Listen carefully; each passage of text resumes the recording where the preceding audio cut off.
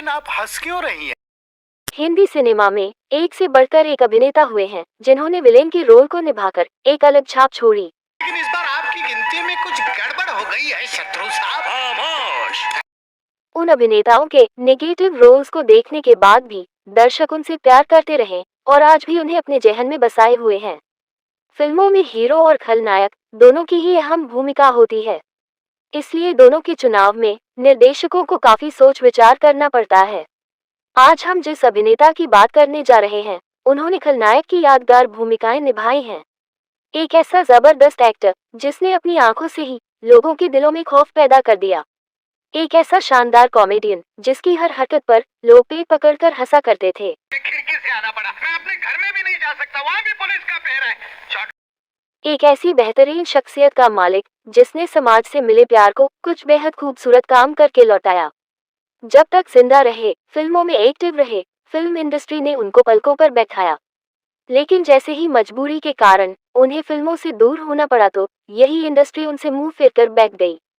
महाराष्ट्र के अहमदनगर शहर के अमरापुर गांव में जन्मे इस कलाकार को इनके घर के लोग, इनके दोस्त इन्हें तात्या कहा करते थे। माता पिता ने इनका नाम रखा था गणेश कुमार। गणेश कुमार से ये सदाशिव अमरापुरकर कैसे बने, ये कहानी आज हम आपको बताएंगे, तो बने रहिए आज के हमारे इस वीडियो में। आज हम बात कर रहे हैं गणेश कुमार उर्फ सदाशिव अमरापुरकर की। नालायकों को इसी वक्त आना था। सदाशिव अमरापुरकर का जन्म 11 मई 1950 को हुआ था। स्कूल के दिनों में उनको क्रिकेट खेलने का बहुत शौक था। क्रिकेट से इन्हें इतना लगाव था कि वे क्रिकेटर बनने के ख्वाब भी देखते थे। हालांकि स्कूल में होने वाले नाटकों में भी ये कभी कभार भाग ले लिया करते थे, पर उस वक्त किसे अंदाजा था कि भविष्य में इन्हें एक्टिंग भी करनी है।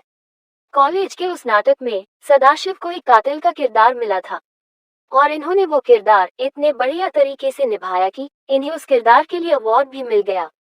बस यहीं से गणेश कुमार उर्फ सदाशिव अमरापुरकर की जिंदगी बदल गई।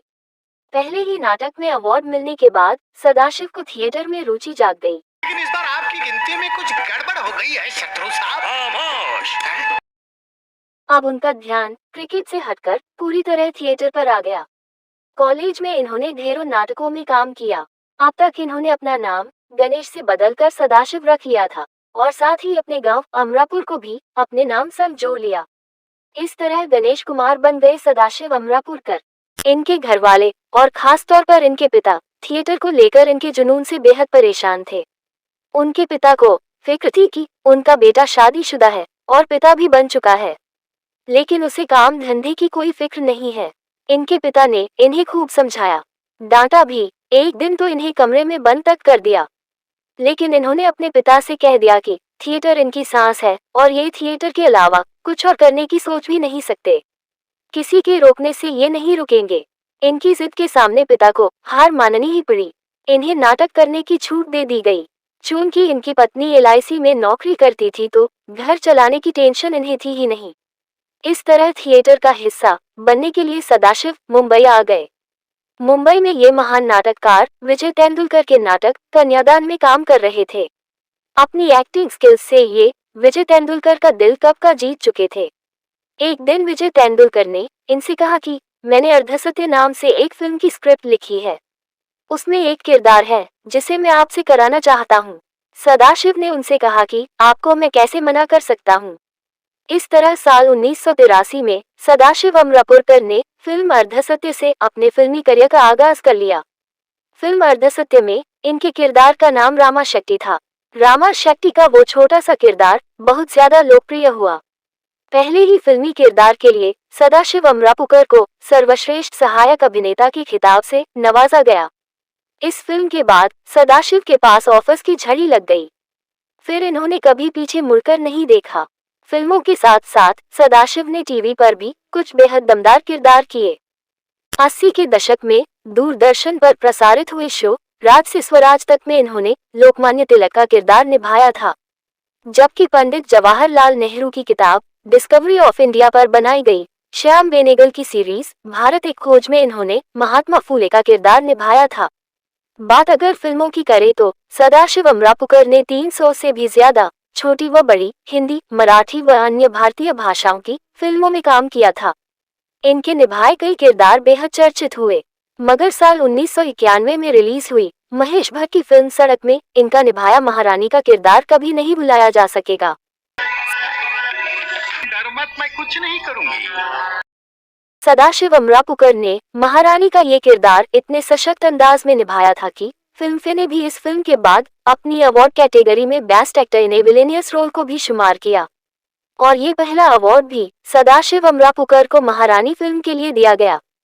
जहां ढेरों फिल्मों में इन्होंने बेहद खतरनाक और डरवाने विलेन के रोल निभाए, तो कई फिल्मों में इन्होंने अपनी जबरदस्त कॉमिक टाइमिंग से अपने चाहने वालों को खूब हंसाया भी। अमिताभ बच्चन के साथ फिल्म आखिरी रास्ता में भी सदाशिव के किरदार की दर्शकों ने खूब तारीफ की थी। सदाशिव ने बॉलीवुड के लगभग सभी सुपरस्टार्स के साथ काम किया। इनमें धर्मेंद्र, गोविंदा, अमिताभ बच्चन से लेकर आमिर खान, संजय दत्त और सलमान खान तक के नाम शामिल हैं।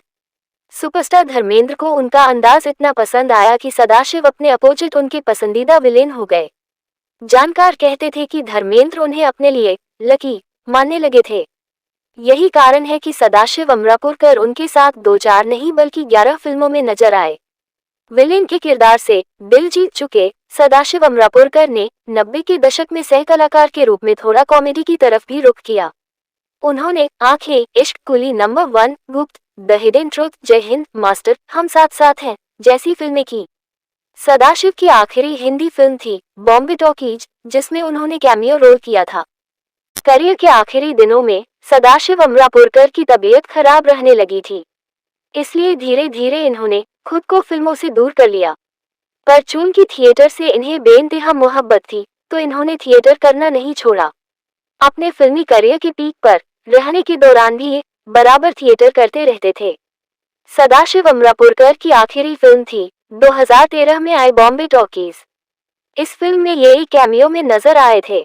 3 नवंबर 2014 को 64 की उम्र में फेफड़ों के कैंसर के चलते कोकिलाबेन धीरूभाई अंबानी हॉस्पिटल में सदाशिव अमरापुरकर की मौत हो गई थी, और जैसा कि सदाशिव अमरापुरकर चाहते थे, उनका अंतिम संस्कार उनकी जन्मभूमि अहमदनगर में किया गया। आखिरी समय में बॉलीवुड ने सदाशिव को भुला दिया। फिल्म इंडस्ट्री के लगभग हर बड़े स्टार के साथ सिल्वर स्क्रीन शेयर कर चुके सदाशिव अमरापुरकर की अंतिम यात्रा में बॉलीवुड से सिर्फ अभिनेता रजा मुराद और डायरेक्टर गोविंद निहलानी ही शामिल हुए थे। इससे आप अंदाजा लगा सकते हैं कि बॉलीवुड भी केवल चढ़ते सूरज को ही सलाम करने में विश्वास रखता है। कोई अभिनेता कितना टैलेंटेड है, ये बात यहाँ मायने नहीं रखती, लेकिन उनके चाहने वाले सदाशिव अमरापुरकर जी को कभी नहीं भूलेंगे। हमेशा इनका नाम सम्मान से लेंगे और फिल्म इंडस्ट्री को किए इनके योगदान के लिए इन्हें सैल्यूट करेंगे। जय हिंद। आपको यह वीडियो कैसी लगी हमें जरूर बताएं, और चैनल को लाइक सब्सक्राइब भी कर लीजिए ताकि हमारी इसी तरह की वीडियो आपको मिलती रहें।